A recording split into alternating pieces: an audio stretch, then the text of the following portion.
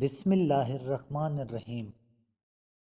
ان حضرت صلی اللہ علیہ وآلہ وسلم نے فرمایا، درختوں میں ایک درخت ایسا ہے کہ اس کے پتے نہیں جھڑتے، اور مسلمان کی مثال اسی درخت کی سی ہے۔